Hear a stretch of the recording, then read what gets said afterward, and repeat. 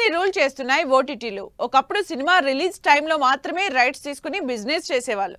కానీ ఇప్పుడు మాత్రం థియేట్రికల్ బిజినెస్ చూసుకునే డిజిటల్ రైట్స్ తీసుకుంటున్నాయి ఓటీటీలు.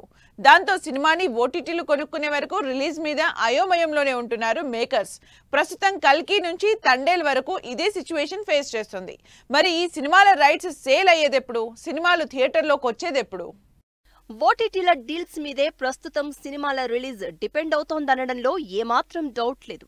అసలు సినిమా మేకింగ్ బడ్జెట్ కూడా ఓటీటీ డీల్స్ మీదే ఆధారపడుతోంది. ప్రస్తుతం కల్కి సినిమాకు సంబంధించి ఇలాంటి డైలమానే కంటిన్యూ అవుతోంది. ప్రభాస్, నాగాస్విన్ కాంబినేషన్లో తెరకెక్కుతున్న కల్కి సినిమాకు సంబంధించి ఇంకా డిజిటల్ రైట్స్ సెట్ కాలేదని తెలుస్తోంది. అందుకే కరెక్ట్ గా రిలీజ్ డేట్ కూడా ఇవ్వలేకపోతోంది టీం. నిజానికి మేలో ఎలక్షన్స్ కాబట్టి పోస్ట్ పోన్ అయింది కల్కి. దీనికి తోడు ప్రభాస్ లుక్, స్టోరీ మీద కూడా ఇంకాస్త కన్ఫ్యూజన్ ఉండడంతో వైజయంతి వాళ్ళు ఎక్స్పెక్ట్ చేసిన ఓటీటీ రేట్ రావడం లేదని తెలుస్తోంది. అందుకే డిజిటల్ రైట్స్ సేల్ కాలేదని టాక్. కల్కి రిలీజ్ మీద క్లారిటీ లేకపోవడానికి ఒక కారణం డిజిటల్ రైట్స్ సేల్ కాకపోవడం అయితే, మరొకటి భారతీయుడు 2 రిలీజ్ మీద క్లారిటీ లేకపోవడం. జూన్లో కమల్ హాసన్ భారతీయుడు 2 రిలీజ్ అని అనౌన్స్ చేసింది. కానీ డేట్ ఇవ్వలేదు. ఎందుకంటే ఈ సినిమాకి ఇంకా బిజినెస్ కాకపోవడంతో డేట్ అనౌన్స్ చేయలేదు టీం.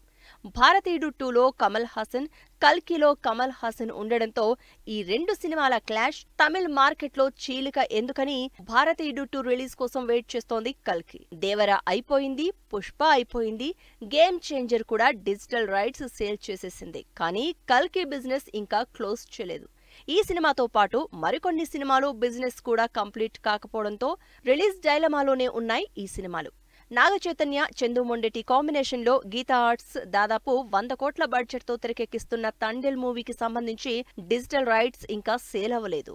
నాగచైతన్యకి పెద్దగా హిట్స్ లేకపోవడంతో ఎక్కువ రేట్కి రైట్స్ తీసుకోవడానికి రెడీగా లేవు ఓటీటీలు. అందుకే తండేల్ కూడా రిలీజ్ ఎప్పుడో డిసెంబర్లో పెట్టుకుంది. నితిన్, వెంకీ కుడుముల కాంబినేషన్లో రష్మిక హీరోయిన్ గా అనౌన్స్ చేసిన రాబిన్ హుడ్ అనౌన్స్మెంట్ తో క్రేజ్ తెచ్చుకుంది. కానీ సినిమా నుంచి రష్మిక అవుట్ అవడంతో పాటు షూటింగ్ కూడా స్లో డౌన్ అవడంతో బజ్ క్రియేట్ అవ్వలేదు. దాంతో సినిమా బిజినెస్ కూడా స్టార్ట్ అవ్వలేదు. అదీకాక నితిన్ కి కూడా సరైన హిట్ లేకపోవడంతో ఓటీటీలు కూడా ఎక్స్పెక్ట్ చేసినంత రేటుకి కొనడం లేదు. డిజిటల్ బిజినెస్ అవ్వకపోవడంతో రిలీజ్ డేట్ వేద్దామన్న ఆలోచనే చేయడం లేదు మేకర్స్. సినిమా ఫ్లాప్ అయినా ఓటీటీలు రావడంతో కొంచెమైనా నష్టాన్ని కవర్ చేసుకోగలుగుతున్నారు నిర్మాతలు. దాంతో ఓటీటీల్ని నమ్ముకుని సినిమాలు చేస్తున్నారు.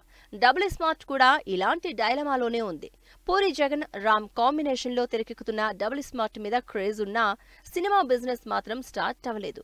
రిలీజ్ డేట్ కన్ఫర్మ్ అయితే రైట్స్ కొందామని ఓటీటీలు కూడా కొంటే డేట్ ఇద్దామని మేకర్స్ అనుకోవడంతో రిలీజ్ మీద క్లారిటీ లేక, ఆడియన్స్ కి సరైన ఎంటర్టైన్మెంట్ లేక సమ్మర్ సీజన్ మిస్ అయిపోతోంది.